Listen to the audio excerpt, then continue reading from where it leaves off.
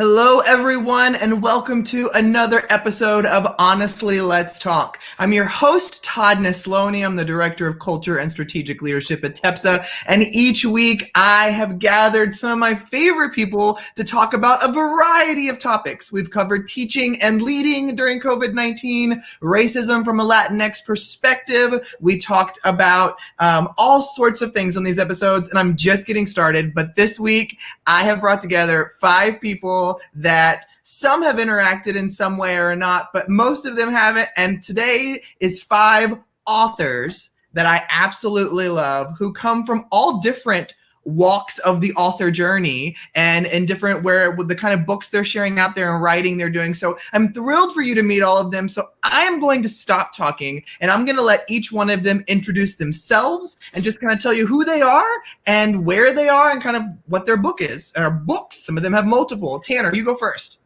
All right. Hello, everyone. My name is Tanner Olson. I live in Nashville, Tennessee with my wife, Sarah, and our dog, Pancake. And I'm an author, a poet, and I used to be a speaker, but then our world stopped doing those things. So now I'm just an author and a poet. I have a new book coming out in about 10 days. It's called As You Go, Words for the Unknown. On the internet, I write under the name Written to Speak. And that's a little bit about me. I'm a big fan of the NBA and coffee and poetry. Now I got to ask though, does Pancake have his own Instagram account yet? Pancake.woof? Yes. I knew it. Hayward, tell us kind of who you are. Hey, I love that. I'm Hayward John. I live in Orangeburg, South Carolina, and I'm married to a phenomenal wife who is a great reading coach as well. 14 years marriage. We have 3 phenomenal, dynamic children, 11, 9, and 6, and they're all at home learning. And so it's amazing watching that process go. I serve as Director of Student Services for the Orangeburg County School District. And that role just encompasses all things social emotional learning, everything that impacts a child in order to make sure they're able to learn effectively. And I'm also an author of a book entitled Weapons of Mass Distraction. And it's actually a book that empowers young people, drives them towards their purpose, and tries to get them away from destructive suggestions of the culture. I'm actually an assistant pastor of a church as well, and a motivational speaker for an organization I created called Speak Life Enterprises. So happy to be here. So if you didn't catch that, Hayward does literally everything. And he makes it all look really easy. That's one of his superpowers as well. Next up is my dear friend and one of my favorite people on the planet, Brad Gustafson. Hello. Well, let me start by saying I'm not quite sure how I ended up here, but it is an honor to be here. And I have my notepad handy, so I just can't wait to listen and learn. I'm an elementary principal in Minnesota, and I thoroughly adore working with kids and adults. And I've written a couple books. Mine are more along the PD lines, professional development. So one is called Renegade Leadership, Creating Innovative Schools for Digital Age Learners. And my most recent book is Reclaiming Our Calling. Hold on to the heart, mind, and hope of education. I'm finding in these difficult, challenging times, I'm needing to read and reread that often. So thanks for having me. Well, and I'm thrilled about my next guest as well, who I just met a couple months ago through social media, and because of this stupid pandemic, have not had the opportunity to meet him in person yet. But his book and his story just was incredibly powerful and timely as well with everything we have going around our country right now. So Ernest, tell everybody kind of who you are. Hey, what's up, everybody? And thanks for having me, Tom. My name is Mr. Ernest Cram III. I call myself a Black history advocate all in all, because that's what I strive to do whatever I'm working in. I'm a speaker, educator, author, and I do a lot of other stuff too, like our panelists. I'm on a PBS show called Divide We Fall, doing commentary on WVON locally in Chicago. And I have this book right now, and it's called Black History Saved My Life, How My Viral Hate Crime Led to an Awakening. And the ironic thing about it, like Todd said, is I released it like 3 weeks before everything got shut down. So it's been an interesting journey attempting to get my book out there while I'm mostly publicizing it through avenues like this. But it's about how my wife and I were targeted by hate crime. My wife for 10 years now. And this happened in 2016. I just so happened to record it, and I got justice in it. But what I do with this book is I tell people and I explain to them how that wasn't the first time I dealt with racism. So I'll take them on a autobiographical journey from the age of 6 up until that point to let them know how I feel like I was prepared intellectually to respond in an appropriate manner in that situation. I love that. Thank you for being here, Ernest. And my fifth and final guest today is one of my top 3 favorite children's authors on the planet, middle grade author. Her book, Insignificant Events in the Life of a Cactus, is probably one of my top 5 favorite books to talk about, to share with others. It moved me so much. The sequel is just as good, which I know that was probably super stressful to have out there, but I'm telling everybody you're who you are. But Dusty, you go ahead and introduce yourself. Oh, no pressure or anything. And I'm just a middle grade author. I'm not a pastor or like these amazing people. But I am a mom of 3 daughters, which is why I like to write strong girls and for them because they inspire me every day. And I released my first book in 2017, which was Insignificant Events in the Life of a Cactus. And I'm about to release my 4th book on September 8th as well, which is The Canyon's Edge, which is a novel in verse, a survival story in verse, which I am really super excited about. Not excited to be releasing it at this time, but really excited about this book. And I'm really grateful to be here. Thank you for inviting me. Well, it's so funny to me how 4 of us in here have released a book during or right before the pandemic. And that is a very weird time to have a book come out when you can't really talk in person to anybody about it. So I'm excited to chat with all of you today. And so, I kind of want to bop around because each one of you, I think the reason I invited you 5 is you each bring something different to the table, whether it's a book written for young kids, whether it is a book written to share your story, whether it's a poetry in verse, a PD book, you all bring something different and unique. So Tanner, I want to start with you. I did not like poetry until I fell in love with Kwame Alexander and then Ian S. Thomas. And then I stumbled upon your work, and you have such a powerful, encouraging voice with the way you are just always looking to, I guess like one of your most recent stickers says, spread hope, not germs. And so I love how that is such a focus for you. Has poetry always been a thing that you have just been at your core?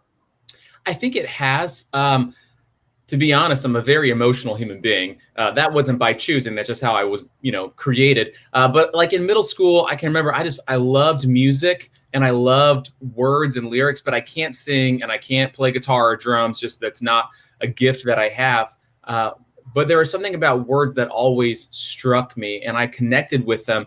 And then over the course of like middle school and high school, I realized that I could write words that others could connect with as well. And it took me a long time to realize that words have lasting power, and we should share those hopeful words so that others can know what hope is and how to navigate a crazy and weird world, especially in times like this. Yeah.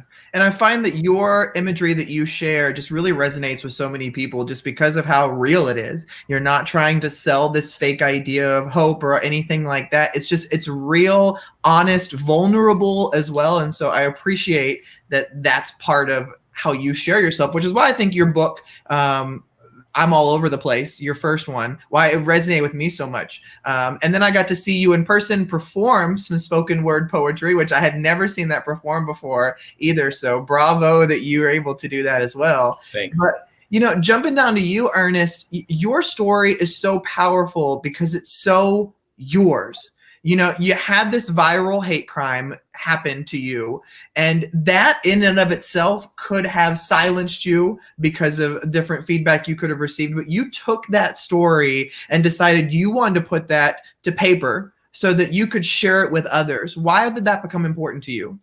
Well, I'll say it like this. It helped me maintain my sanity, honestly.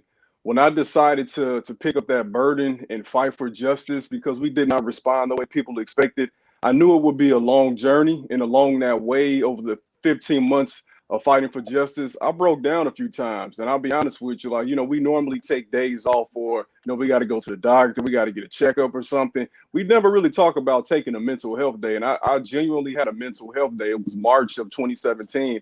And I just, I'm driving, I had to pull over and I broke down. And it occurred to me that I had never actually once spoken to a therapist, but two, actually used my health insurance to find it. And I was lost. I'm like, how do you even find a therapist on my health insurance?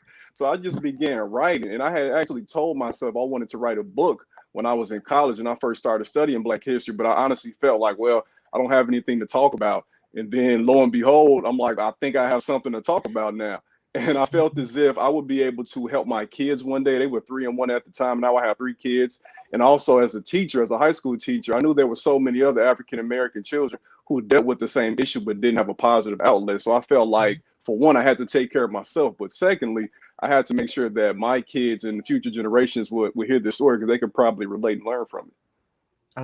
And I'm so grateful you did, because I know your story has impacted me, but as I've been able to share your book and your story with others too, I'm seeing those people impacted because of your bravery. So thank you. And Brad, you are a principal. You've been a principal for many years now, and recently you just decided to take that leap into being an author and writing for other educators. So where did that, how did the idea even come up for you to want to write things like Reclaiming Our Calling and Renegade Leadership? Yeah, I think probably at its core, Todd, aside from, dabbling with blogging and then, helping others with vignettes and things for their books, the driver for actually putting a book or two out into the world were like just seeing school experiences that some kids were getting that others weren't. And I felt like myself and my experiences and just the learning I do alongside our team could help in some way, shape, or form move the needle along. I have 3 kids as well. And so the school that I get to work in is I work alongside some really incredible people. And I don't know, it really matters to me that every kiddo on this planet has access to just an education that won't hold back their potential and that will see them for who they are. So that's probably the theme that weaves through both books. Well, I find it funny too today, by the way, listening to y'all, that Tanner and I are dog dads while the rest of you all have 3 kids. I didn't realize I was inviting so many people on with 3 children. But each one I'm like, oh, they have 3 kids too. Oh, they have 3 kids too. But anyway, Dusty, bopping over to you, you're writing middle grade books for middle grade kids. And I know that adults like me are consuming them. I know Brad is a huge fan of yours as well. But, where did the idea come from you that, I want to write a story, not only just a story, but your characters are powerful, strong, unexpected leads? Well, I was driven to write middle grade because of the time period in my life when I discovered middle grade novels. I was going through a really hard time in my own life as a child with addicted parents and, just a lot of situations that I was struggling with bullying, all kinds of stuff, poverty. And I've always felt like I could use my words somehow to reach children now. I thought for a while I wanted to be a psychologist or a psychiatrist. I went through all sorts of things. I was a teacher for a period of time. And I found that I was most comfortable reaching children going through traumatic experiences through my words and through my writing. And so that's what really drives me, is that I also want to reach children just in a different way from you guys. You guys are like there, like at like the front lines with children. And I kind of feel like I'm sort of like in the background, like writing messages to them that I want them to hear. And so I try to weave that into all of my stories. I don't want them to be like super preachy or anything like that. I hope that every child comes away from a story feeling like they're seen, and that whatever they're going through, there are people out there who understand and want to help them and want to see them get through it and want them to be strong and believe in themselves. So. Well, I got to say, Dusty, your first book features 2 characters. One, a young girl born with no arms, and the other one is a boy with Tourette's. And I got to tell you, I have a family member who has Tourette's, and she wanted me at some point to tell you, I don't think I've told you this before, but she said she just wanted to tell you, thank you for not writing a stereotypical Tourette's character, that she doesn't have the thing that so many of us see on TV of Tourette's makes kids cuss out loud or things like that. She said that it was nice to see, and you show a variety of kids in there during a therapy session with different Tourette's, but she said it was so nice to see that it was being portrayed to kids as it didn't have to be this scary thing, and it looks different for everybody. So I had to tell you that. That's what I love so much about your books is when we talk about diverse books for kids to be reading, that is such a good example that I share, that I'm like, this is the kind of characters we want to have our kids learning from. And so I had to tell you that. So thank you, Dusty. Thank you. That means a ton to me, because I do feel like with every book I write, like the thing is to like fight against stereotypes at every turn. And my kids have Tourette's and my husband, and so that was an easy one. That was an easy one to fight in that book. Some are harder, but yeah, we get tired of the stereotyping ourselves. Well, and Hayward, you are a man of boundless energy. I have loved every moment I get to interact with you, but your weapons of mass distraction, where did that idea come from? When did you realize that that was what you wanted to put out in the world? Yeah, I appreciate that. One, I got to tell you, Todd, thank you for having me. And then it's amazing to see these strong individuals together. I feel like we all are connected in some way. It's amazing.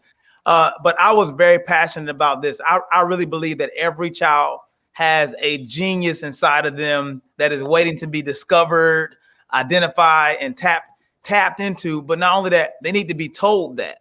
But on the opposite side of that, I believe that the only way that doesn't happen is if adults don't stop getting in the way of that. I believe we're the ones that's getting in the way of our children being all they can be in some form or fashion. And so as an educator, I'm the same energy you see me with. I just kind of gave my students all of me. And I would notice sometimes that children, when I first started education, children always appeared to be very distracted.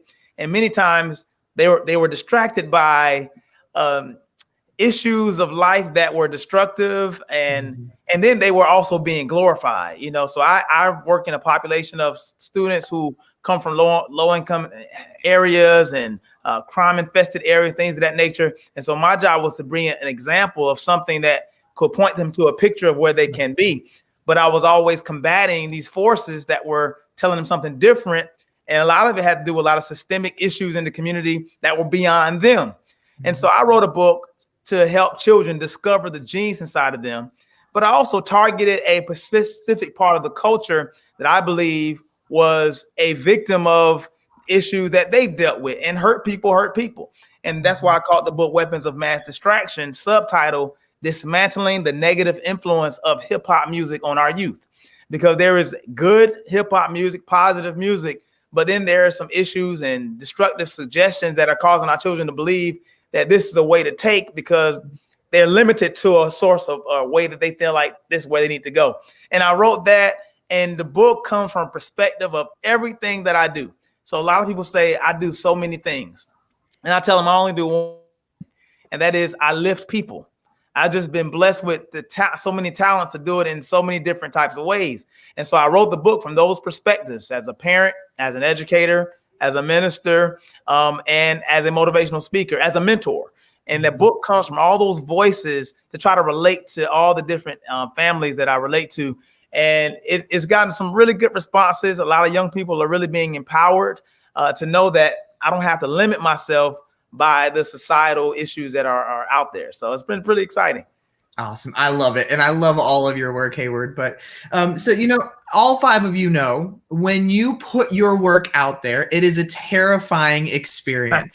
No matter if it is your first book, if you're putting your second one out there like Tanner and Brad have done, or if you're putting multiple books out there like Dusty has done as well, it's scary every single time. And so, Brad, I want to jump to you. You've got 2 books out there. What was it? I mean, were you ever at that point where you're like, I shouldn't be the one saying this. I don't need to have how do you deal with that doubt when it comes to being an author? Yeah, I guess the best way to say it is it's better to have that realization before you hit publish or send. So I think my motives initially way back when were to write a book, and I got, whatever the word is, rejected several times, as I should have, because it just wasn't good enough. It wasn't meaningful enough. It wasn't from the core for the right reasons.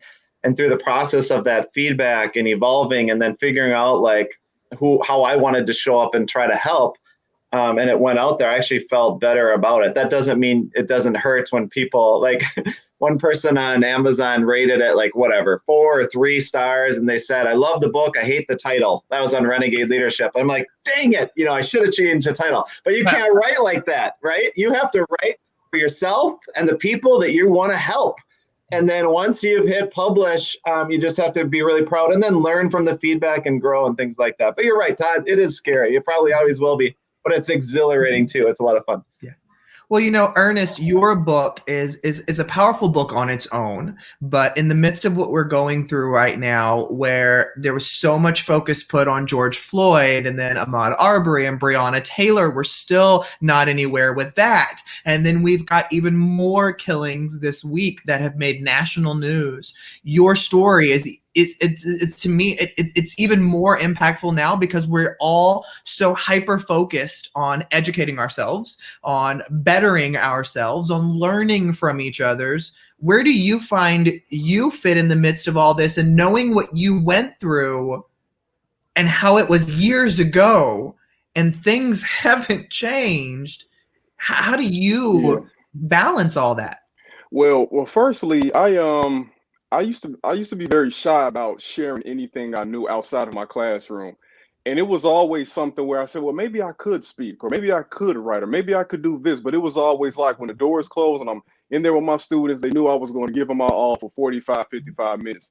But when that event happened, it put you in a vulnerable position because I was nervous even through the whole writing process. But it was like everybody saw me in a horrible position. I mean, even though I wasn't the perpetrator, I didn't initiate it. It was still something that put me in a spot where the world saw me yelling at somebody, telling them to stop and asking for help. And it was just like nobody came to my aid. So it was at that moment where I said, you know what? I mean, what do I have to lose? Like, I might as well just let go of this feeling of this inferiority complex and give my all and start using my voice to help people.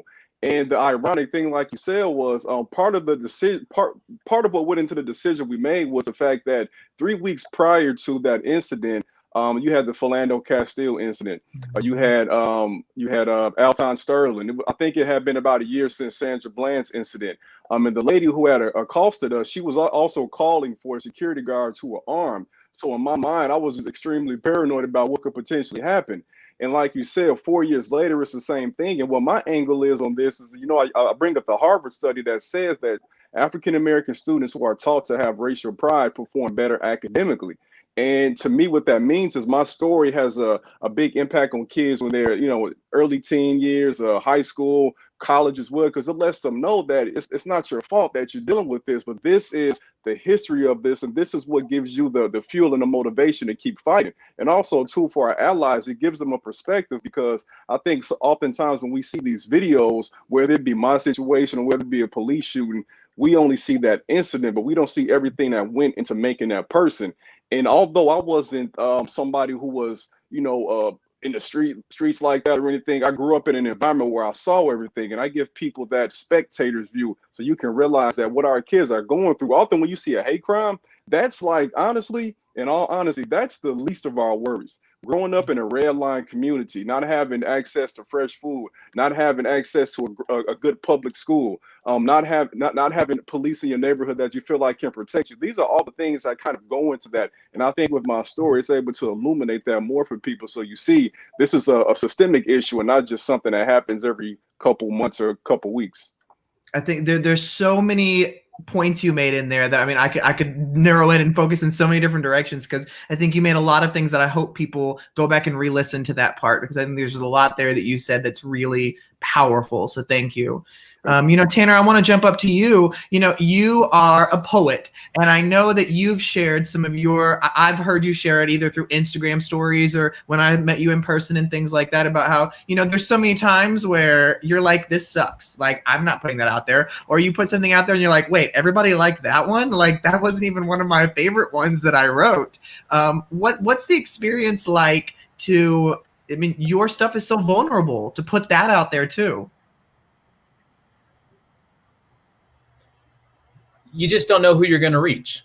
I think that's what it comes down to. And you don't know who, I mean, the internet is such a big place. So is the world. You don't know who is going to see what you put out there, and you don't really know what other people are going through. So share it. You know, like you said, like I share a lot of vulnerable things.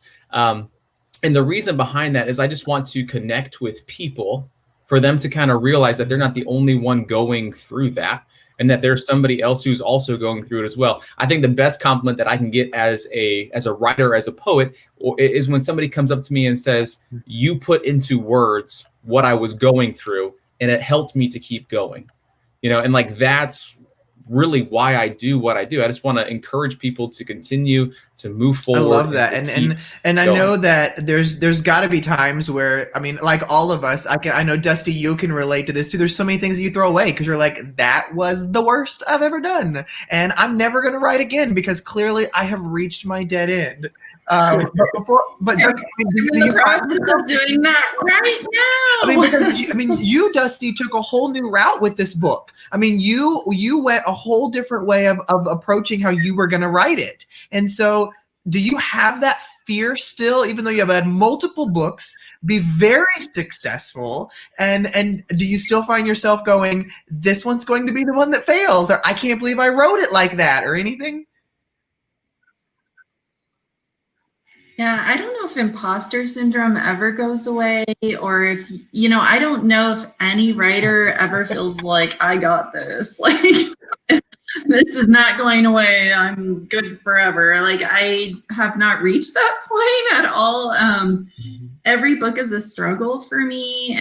I go through so much. Like the one I'm working on right now, I'm rewriting the entire thing. It was the first book I ever wrote in third person, and I received an editorial letter back from my editors, whom I love, but would lead me to believe I'm the worst writer in the world. And of course, they're very complimentary. Leading every criticism, like, first starts with like a very nice compliment, because otherwise they know we'd off ourselves. So, but I can see what the real feedback is, and I'm like, this whole book has to be rewritten. And so that's what I'm doing right now over the next month, is rewriting my entire 5th middle grade novel for fall. So it's not like you reach a point where your editors are like, you're so good, great, we'll just publish it as is. It's always, every book is like a huge mountain to climb. And The Canyon's Edge, I am really thrilled about, and I'm excited to be releasing it. But that was a multiple, like many year work in progress, where I tried writing it in prose and it wasn't working, and I kept going back to it though because I love the idea so much, and I felt really strongly about it. And it was only when I started writing it in verse, because it's a girl who's completely alone throughout the whole thing, and it's so much her thoughts and feelings and dealing with her trauma, that it actually started to come out. So that was like, every book is just like, it takes so long, it's so hard, there's so much feedback and criticism involved along the way. And the authors who don't ever make it, I've seen it, they can't take that feedback. They either get defensive or they crumble. And so you've got to really learn to develop such a thick skin, and it just never stops, you know. 5th book, I've got 3 books coming out next year, and this is going to be my 5th middle grade novel. And it was maybe I feel like this is the worst book I've ever written right now. So, well, I hope that you keep writing, because I'm obsessed with all of your books. So keep writing for sure. But, you know, I think it's funny, something you said there is, you know, the feedback we all receive isn't just from the public. We also get feedback from our editors or publishers or family members who have a lot of personal opinions about our writing too. And sometimes that can hurt more than the random person, because we're like, ooh, I thought that was like my favorite paragraph. And the editor's like, remove it. It's the worst. It hurts the worst, I think. Like I put on such a good face. Hopefully she's not watching this. I put on such a good face with my editor, like, oh, this is such valuable feedback. Now I know my path forward and what I need to do. And on the inside, I'm like, she hates my work. Why is she even working with me in publishing this? It's terrible. Yeah, I love it. Well, Hayward, you wrote a book to inspire our young people, and that's quite the difference than, Dusty's writing hers for middle grade kids, but also for adults, and Brad's a PD, and Ernest shares his story, and Tanner has poetry, and so, yours is specifically tailored to trying to inspire the young adults and junior high school ages. And so why was that wanting to be your focus? Very good. I'm glad you asked that question. This feels like a nice little therapy session because sometimes they say that we're our worst critics, but editors are the worst critics. It's like you think they don't like you. Like, I thought you liked me. So I'm happy to hear that. But yeah, sometimes I've heard this comment, and y'all may have heard it too, that once kids get to middle and high school, it's too late. And it's not true. As a matter of fact, actually, they are the ones that can handle a lot of the content we give them. It's just that adults aren't willing to stretch themselves to reach them. They want to do it. And not saying elementary is easy. I did elementary principalship for 9 years, and that's tough as well. But the middle and high school, people are afraid to touch it because they feel like they can't relate. And so I was very, very intentional about empowering those students. And so I wrote the book, and I always say this book is for children, or for students, and for those who love them. So it impacts for all of them. And writing this was very, very, it was a bit scary because I was talking about a culture that was so popular, and I address a lot of issues there, but I don't speak to it from a place of bashing artists. I actually speak to it from a place of helping them. I always say that many of these artists, they needed counselors more than they needed concerts. And so while they were trying to cry out for help, they were doing it. And while we were celebrating them, we actually should have been finding out, because who writes a song and raps about killing and think that's okay? That's not music, but they were trying to get help and we weren't listening well. And so I'm trying to do that, because what's therapy to many of those artists becomes lessons for our kids. And so while they're trying to get therapy, our children are hearing it and saying, oh, that's what you should do. And they're really trying to find a way to let it all out. Right. And so this book helps them kind of understand that and decipher that. Now, I had a really funny, scary story connected to this, because it's really easy to talk about it and empower your kids. But then when you have an artist reach out to you and say, I read your book. So we're talking about one of the creators of NWA.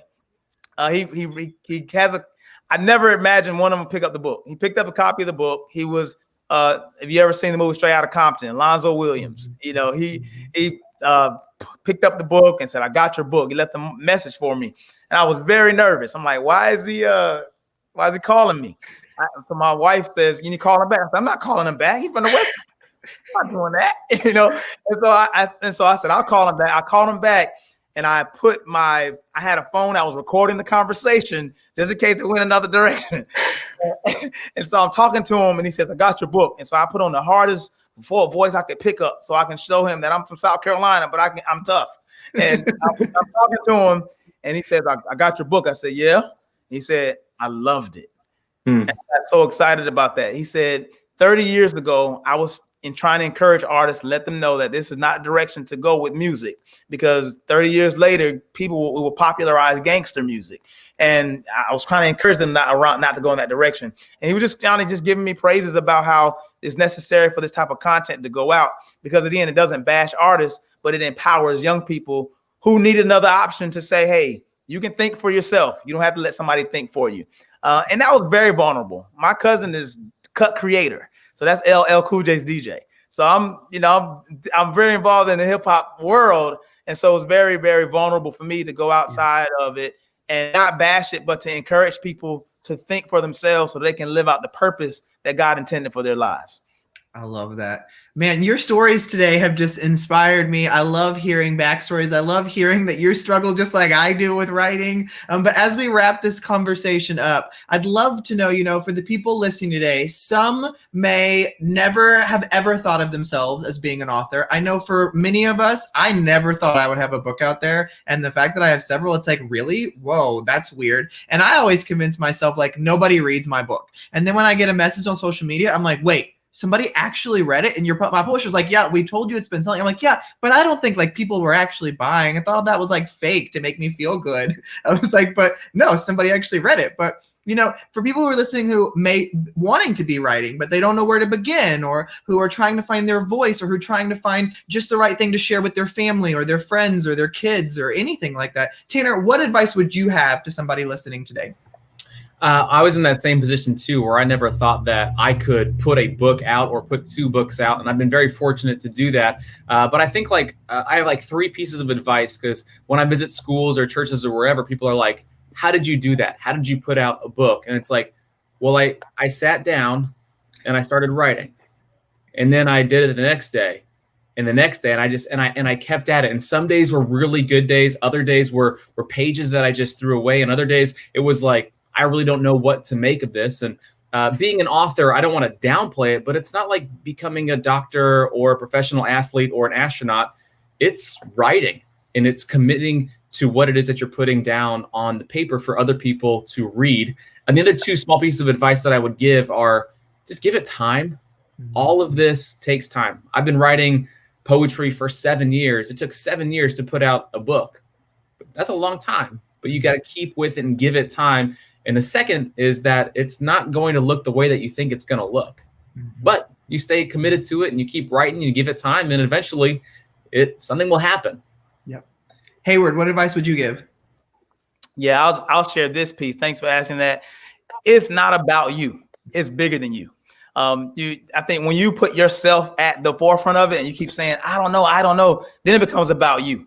But if you realize I have something to say, I have something to say that at least one person can be impacted by it. That one person could be somebody that can impact millions or could impact another person. And we got to stop devaluing the power of our influence and making ourselves think that, because we're automatically thinking that no one's going to read it.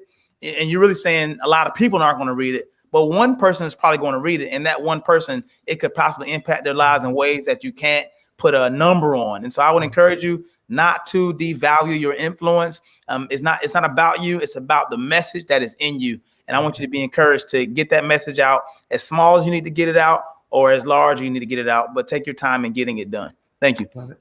Brad? Yeah, I would say it's a daily discipline.